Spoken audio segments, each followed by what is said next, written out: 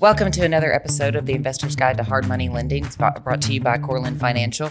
Today we have Jordan Ray with EXP Realty here with us. I think the first agent we've had on our podcast. So welcome, Jordan. Thank you. It's an honor to be here. Yeah, and Jordan's no stranger to hard money lending. Tell me, you just recently had a deal going with us. What do you use hard money, and where does it play a role for you in your real estate? I think hard money has been great for me because a lot of my focus when I'm buying deals is my cash on cash returns. And so, obviously if I have a smaller amount in the deal, then my returns are higher. So even if, you got typical cash flow, like for me, my goal cash flow is around $350. Sometimes I hit that, sometimes I exceed it. Sometimes I don't quite hit it, but it all kind of depends on the deal. But that's the reason why I use hard money. I got you. Yeah, it allows you to kind of bring less money to the table and keep more of that to be looking for more deals. Exactly. Yeah. And so with you being an agent too, I know you have clients, you're selling properties, you're buying them, you're buying for yourself. What areas are you really diving into right now in this city? Because I know that the real estate market's been a little different this year and last year. So where are you seeing success now? Yeah, honestly, a lot of the stuff is on the inner city stuff. A lot of people, where a lot of folks are kind of scared of. There's a lot of grit that's needed. I'm focusing primarily for clients on like light to medium rehabs, some of the heavier stuff. I got some more experienced folks that will work with those deals, and what I have found. Is that whenever they get on those deals, they're typically gone for a little while, focused on that one deal. And so for scaling for them is a little slower. But yeah, typically, like 38118, like Oak Haven, Whitehaven, South Memphis, 4-bedroom, it seems to be the kind of, the route to go right now. 4 bedrooms seem to rent pretty fast. So, anything that's like a 4-bedroom, like, hey, jump on this, 3 bedrooms obviously are great, but there's so many of them, and, they could still be pretty good deals. And so, obviously focusing on the rehab itself, making sure that, the rehab is done correctly, but, not to go on a bunny trail, the focus, 38118, 38116, 38122 is a good one. And I've seen 38128 being a good zip code. Those are like my 4 favorites. And then everything else, is kind of give or take, very street by street. So, yeah. Yeah. And you bring that up of those 4 bedrooms. We're seeing a bunch of applications come through us. They're going in all sections of the city. They're taking these little 2-1s, adding about 350 square feet, turning them to 4 2s, going the Section 8 route there. We're seeing that all over the place. It seems like at first it was the 3-2. That was the ideal. Now it seems it's gone the 4-2. But if you always get that second bathroom in, you get more longevity out of a tenant. Yeah, that too. And the other thing with the 4 bedrooms is you could typically get higher rents, when you focus on like Section 8, TBRA, and, those types of government assistance. They love those 4-bedroom houses. Typically got a lot of kids, so the rents are pretty high, like $18,000, $19,000, $2,000 a month that you can potentially see on those 4-bedroom houses. Yeah, we're seeing that now with your listings, because everybody, I know they probably you at any family gathering, any type of friends, like, hey, how's the real estate market? How are your listings go? How are your sellers going? Yeah, it's actually I've got a mix. I've got a mix of retail sellers. I do a lot of focus on expireds. And then I also have a good mix of investment property stuff. On the investment property side, some of these listings might not be the best price. Most of them are, sellers could be in situations where they need to sell and they've got themselves in a hoop and they just found me. And then the others where maybe they're doing a 1031 exchange, they want to shift into another market or shift into, doubling the amount of properties, taking 1 and turning it into 3 or whatever.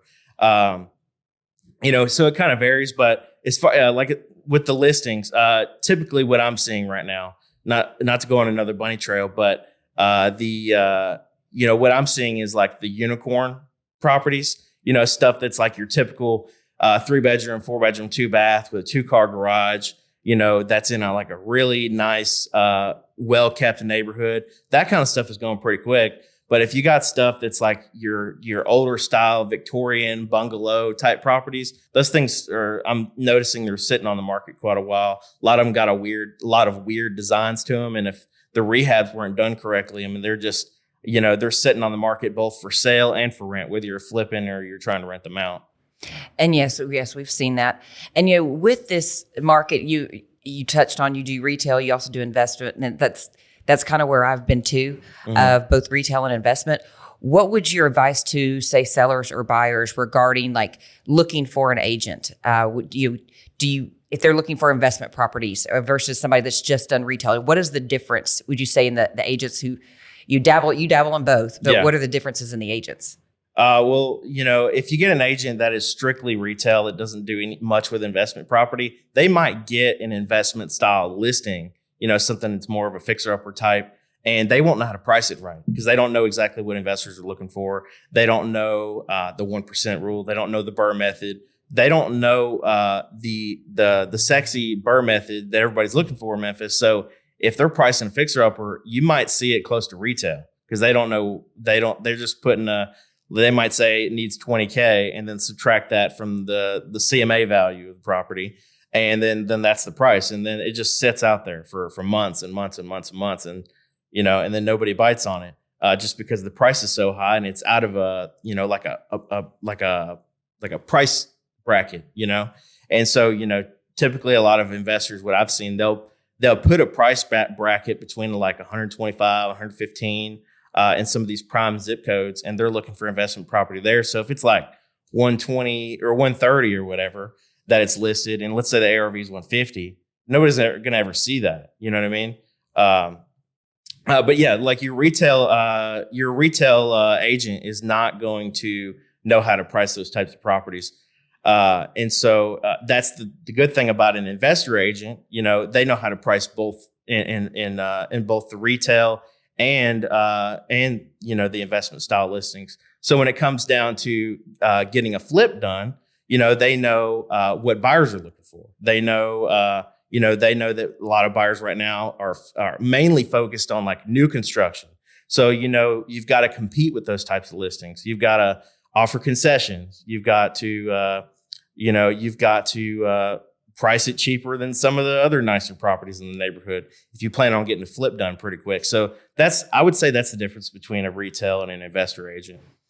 And I would agree with you there, talking about once it hits the MLS, it's priced to where, because for example, a lot of those people that are doing the fix and flips or the BRRRR strategy, they're going to use hard money or they're going to use some type of private investor. And so like you mentioned, if they price it at 130, it needs 20 grand worth of work. Well, that doesn't work for a hard money loan where most people are not wanting to bring much money to the table. Yeah. They want to be, you need to be with us if you want 100% funding, you need to be 75% of the ARV all in. Yep. And it's kind of like they're 75% and then it still needs a rehab on top of that. Yeah. And that's where, that's where I talk to a lot of agents about, and even when they're bars, they send them to me. I'm like, okay, we've got this 5% origination fee. If you can't get it off the price, ask that for that in concessions. Ask that towards closing costs or work it down, but it needs to fall within this 75% of that ARV all in. Yeah.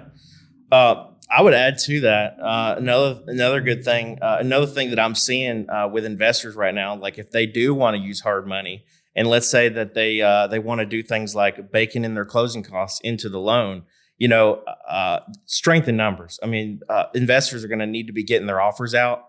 And so, there's going to be a lot of sellers that are going to decline an offer. They're going to send a lot of counters.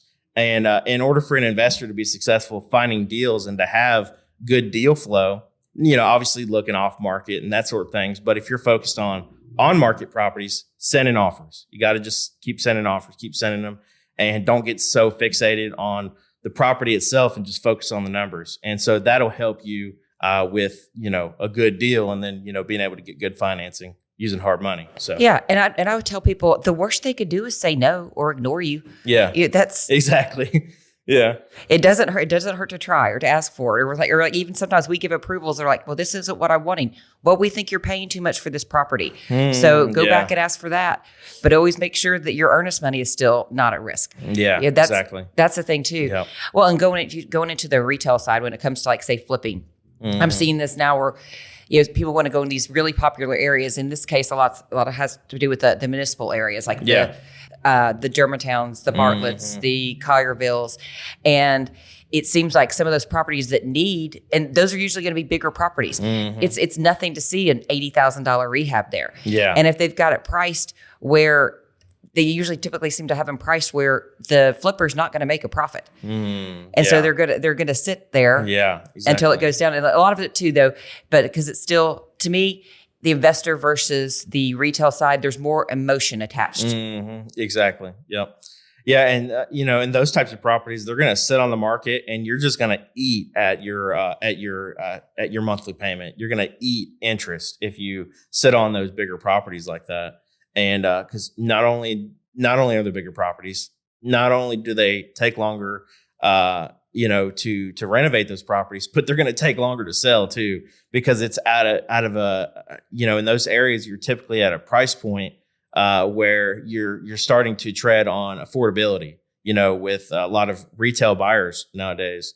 And then you got a heavy monthly payment, so. Yeah, I've seen that. And it even in some of these typically higher end markets, even I think in a lot of markets, because we're also in the Birmingham market, where you get above a certain price point and you're going to sit. Or if you don't want it to sit, it better be perfect. Yeah, exactly. And you got to be willing to price it like in basically giving it away. So hopefully your numbers on the front end reflected something where you could, make that adjustment on the list price when you go to sell it. So.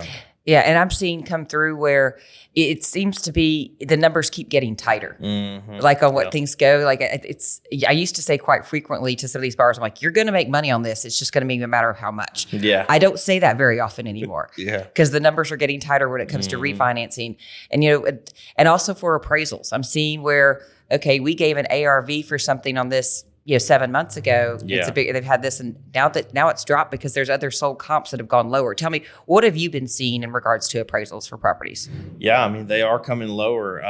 You've really got to have, and this, I can actually go on a little story about this here. So that was a property that was selling. She was a retail seller in 38109. And, a lot of 38109, you can see comps as high as 170, 180, 190 in 38109, but you're really pushing it as far as like, it's got to be a really nice property. And, so anyways, I had this one listing where she listed, she expired, and then tried to sell for sale by owner. The house was listed at like she's trying to sell it for like 175. I actually took the listing and we listed it at like 179. Actually, started off a little high, and I knew that it was going to get attention. Actually, got a full priced offer on the first day. Oh wow! Went under contract. Yeah, it was a FSBO. It's just things you got to make decisions on and stuff like that sometimes. If I should take a FSBO higher than what they were asking on Zillow, but anyways, we listed it, got a full price offer first day, and then when the appraisal came back, keep in mind, we had a contract day one at like 179, and the appraisal came back at 160. Oh, wow. And I was like, oh no. So how'd y'all handle that? Well, we tried to get through it. We talked to the buyer about trying to do a rebuttal, and, we tried to figure out ways to, we asked the buyer if they'd be willing to cover the rest of that, which is not likely. But we still did ask because we've got to cover all of our bases.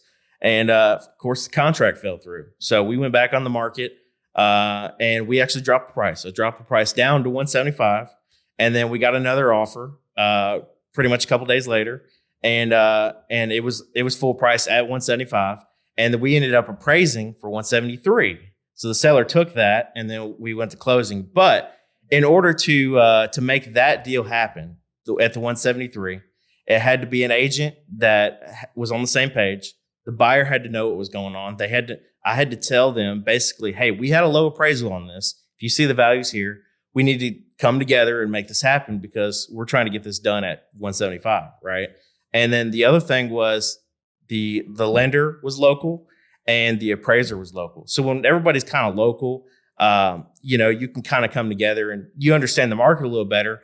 On that first deal, the lender actually was not local. They were like some broker out of state. And, and obviously the appraisers are local, but, the brokers out of state are going to have tighter restrictions on what they're looking for as far as their appraisals go. And so, what I'm seeing is that local lenders can typically get those better appraisals, local lenders rather than, out of state lenders.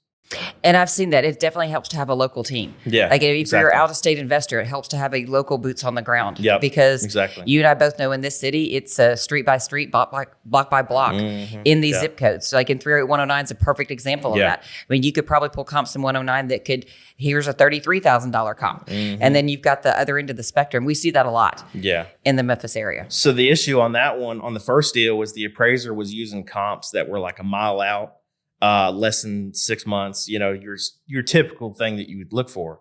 But the new appraiser came in and he knew that this part of 308-109 was Whitehaven and that 38116 was also, some of that was Whitehaven. So he pulled comps from 38116 to help justify the value on this property because it didn't quite, conform to some of the other sales that were in the area. So it didn't quite make any sense. And the one that sold the value, the reason it came in at 160, because there was a sale that happened at 160 in that subject neighborhood, but it was a fixer-upper. It was actually an REO. And I was like, we're sitting here like looking like, why did the appraiser use this? How is he going to say that, this fixer-upper that's an REO is sold for 160 is going to be the same thing as this really nice home in the same neighborhood? How are they going to say it's the same value? It's the same value. Yeah, it was so frustrating, but we got past it. And it's still at the end of the day, even at appraisal, it's an opinion of value. Exactly. Yep. And you talk about that though being Whitehaven, but two different zip codes, very similar to kind of that Cooper Young, where you can get around Euclid, it's 114, and not that coveted 104. Yeah, exactly. And so that can really impact though. You got to have people that are local that know, no, this is really the same. This is the same neighborhood. This is the same area. Yep. I can pull comps from here.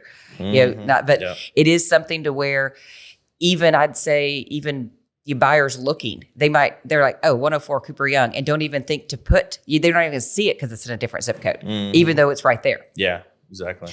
So that makes it tough. No, we're seeing an uptick though too, and it seems like with the interest rates and the talk of them coming down, starting to see upticks in people getting out there and applications coming in. Like we're nearing the end of the third quarter, and we're busier than we've been pretty much all year.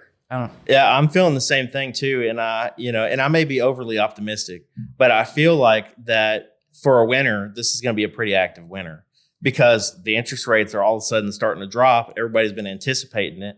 And, we just had that quarter rate drop and then, they're expecting more rate drops. Obviously, whether they happen or not, that's kind of speculation, but yeah, I mean, just that right there alone, people have their eyes on the market, and we may see an uptick in volume that we're not used to in the wintertime, compared to the past few years. Yeah, because I know around last Christmas time, it was pretty dead, the real estate market. Exactly. Yep. And then the applications coming in for hard money, it was kind of like, we're just going to take a break for the holidays. And I'm not seeing that same trend this year. Yeah, exactly. Which, it's great for the real estate market because it seems like we've just been in a holding pattern for so long and now it's like, okay, because you can see the applications coming in, say with these hard money loans that they're 6 months. Well, they're anticipating 6 months, this market's going to look very different. So it's kind of, they're getting ahead of the game now to try to get some of these turnkey flips, get some of these flips done, or getting the burst strategy. We're like, hey, I'm still getting a pretty good price on this property now, get it locked in, and then refinance it versus going against all these other buyers that are going to be looking for the same things and then driving the prices up. I would actually say right now is the perfect time to find a larger rehab property because you can renovate it through the wintertime. And then, you have this nice listing for a flip that hits the market first of the year when everybody, kind of starts coming into the market, and perfect time to pick up a heavy rehab right now. Right. Then you're ready for that. Yeah. Like you said, the first of the year is springtime. It all coincides when people are looking for retail, like, okay, we're moving schools if they have kids from out of state or whatever. They want to be there before the beginning of the school year and start looking in the spring. Exactly. Yep. So that's what we're seeing. So, tell me, For the market, it's being a real estate agent. Tell me about a couple of your horror stories that you've had. Yeah. So the first one, I'm actually going to go back to prior to me being licensed. I had some wholesaler time. This was when I first started to dabble in the market, first started to understand the Memphis market just as a whole altogether, just, talking to sellers and trying to sign contracts. And I had this one seller, seemed like a pretty good lead. And I actually went out to the house and met the seller at her property.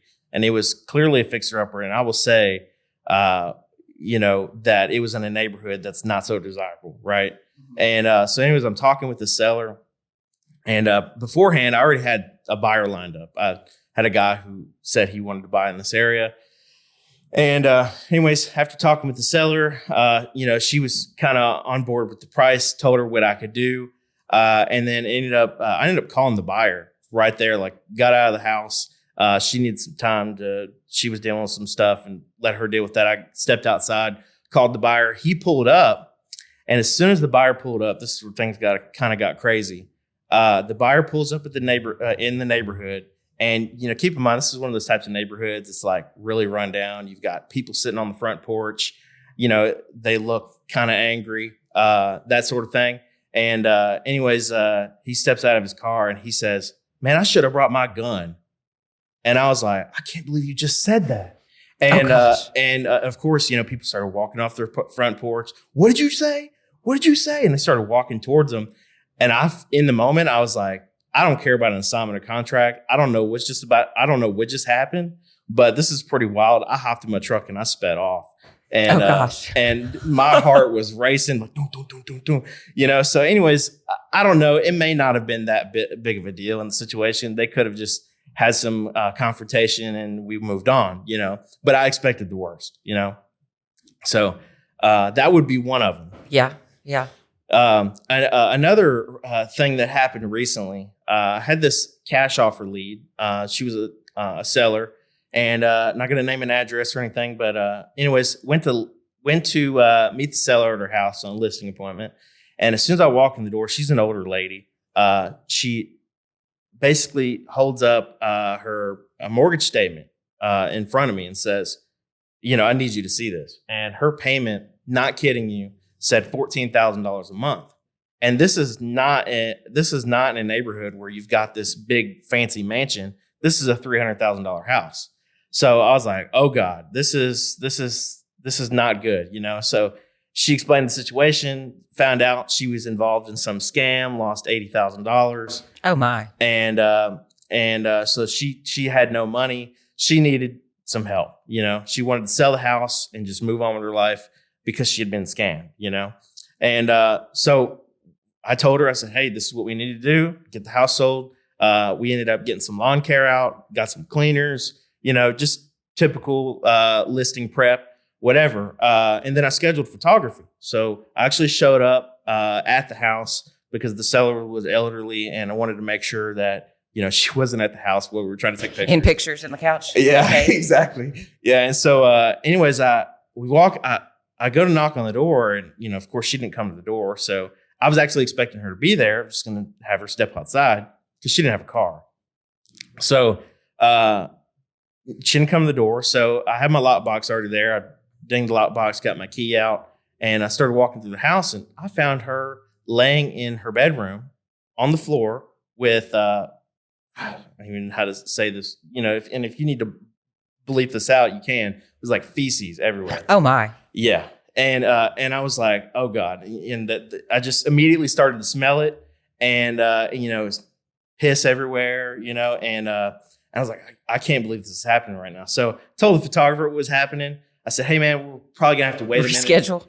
Well, we actually didn't reschedule. I told him, I said, "We're going to need to wait a minute and we actually only got a few shots. We got like the living room and a couple of the bedrooms and the kitchen. And it was like a 5 photo listing." Oh, which is not ideal. Yeah. But we made it work, and ended up getting a discount on the photos, of course. But anyways, so step outside and immediately called the ambulance. I called 911 and they came out. They put her on a stretcher. And so here I am standing outside the front of the house photographers over here. We're looking at each other like, I can't believe this just happened. And the seller's being pulled out on a stretcher. And, we got the for sale sign in the yard, going to list the next day. I mean, it was just crazy. What happened to the lady? Oh, yeah. So she ended up going to, of course, she was in the hospital. She was in a coma or something for like a week or whatever. We ended up digging up like a power of attorney and found out that her son could sign for the property. So we were working with the son until she, got better and got released. She did. She actually, she got better. She got sent home. And then we had issues when we were listed. We actually did have a ton of activity because homes in that area were typically selling around 320, and I listed it for 289. Okay. So we were getting a ton of activity, and I kept on having this issue where the agents would show up at the house to show the property, and they'll walk in, and she's laying on the floor, and it's like I told her, like she's got to go a couple houses down and like stay with her. She's got a friend or whatever. This is what we agreed on. She's going to go stay with a friend during her showings. And she would just be on the floor. And so this happened 2 or 3 times. And I ended up pulling the house off the market and never did sell it, just. Yeah, there are some crazy stories, which goes back into like, say in this market that we're in, like for photos, how important is it to have, like you talked about a couple things. One was the FSBO, you talked about the appraisal coming in, but how important are good photos and it coming to the market, looking in the best light are those? Yeah, honestly, professional photos really will literally make and break your pocket. I mean, it really shows because, it's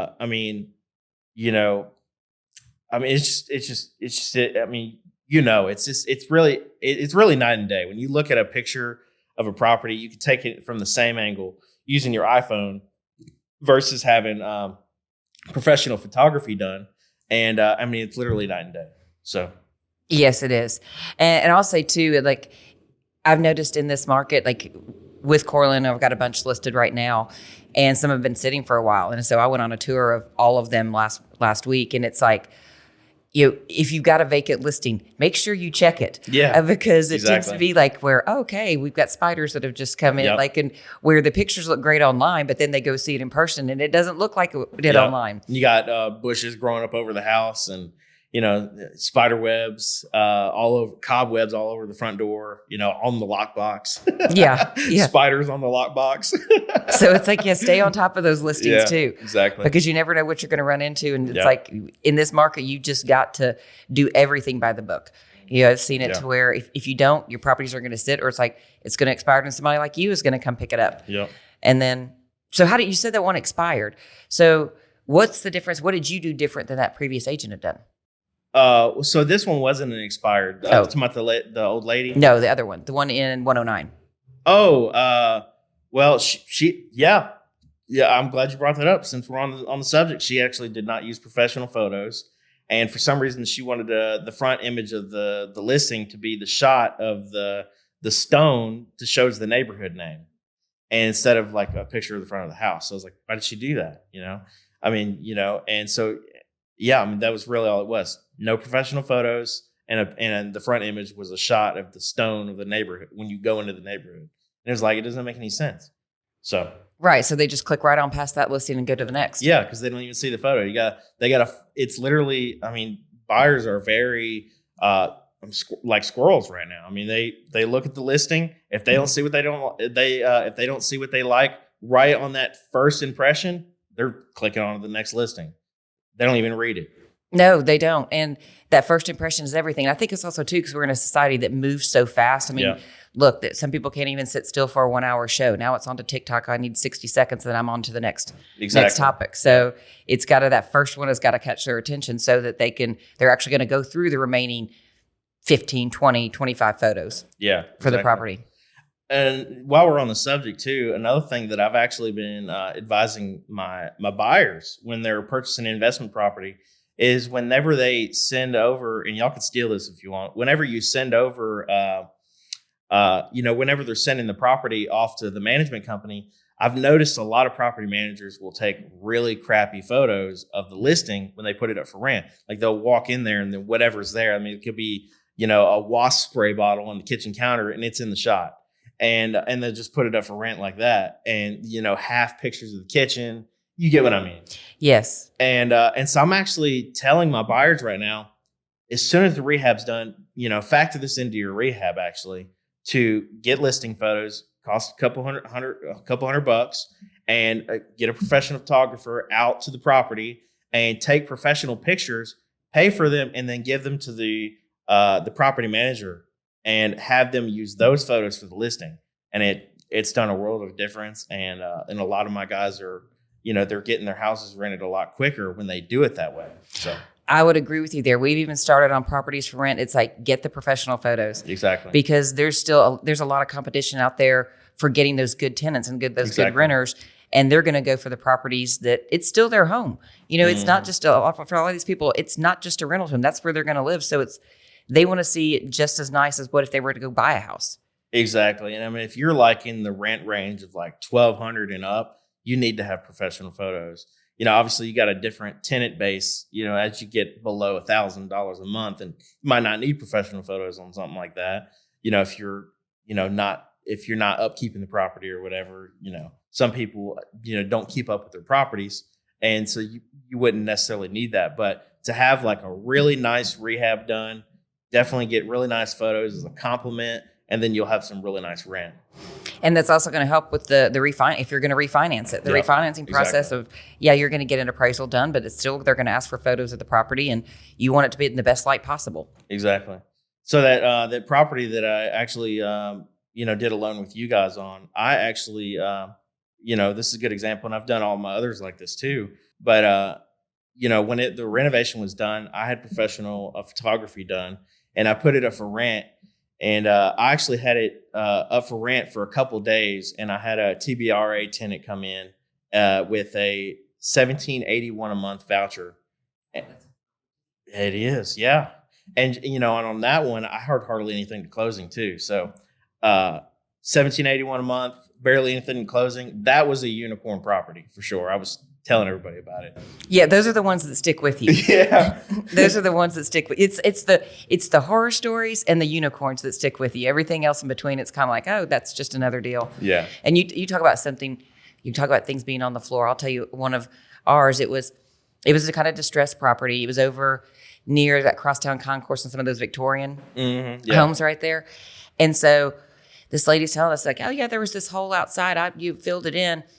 Go down into the basement. There's a skeleton that had no fur, no anything, just a skeleton over an electrical cord. A raccoon had gotten down there and obviously not been able to get back up when she had filled in the hole from the outside. Oh man! But how long did it have to be down there for her to? And then the contractor, I'm like, hey ma'am, he's like, shh, Alyssa, don't say anything. She doesn't know. Oh man! Wow. So yeah, but perfectly. And I knew it was a raccoon because I went and Googled it because I'm like, what kind of creature is this? For what this, but nothing had been disturbed. So there's no telling. In some of these distressed properties, just expect the unexpected. And and these, usually the worst ones, you're going to end up, that's going to be your best deal. You're the one that is fleeing. I've walked into a property before and I didn't get them because obviously they didn't like me, but then my husband and kids are with me, and all of a sudden they go running out of the house and they've been just bitten by fleas. It was a vacant property and they were dormant. Man, fleas and bed bugs. Let's try to stay out of those properties. Yeah, that's what we did. And so we sent an exterminator, and the exterminator was cussing the seller for it. It was that bad. So there's some interesting stories out there, but there's always going to be opportunities to make money, whether it be if you're fix and flip, whether it be your burr, but hard money where those traditional lenders can't lend for that rehab.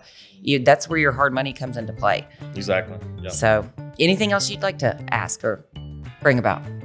No. That's pretty much it.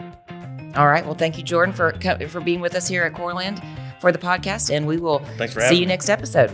Awesome.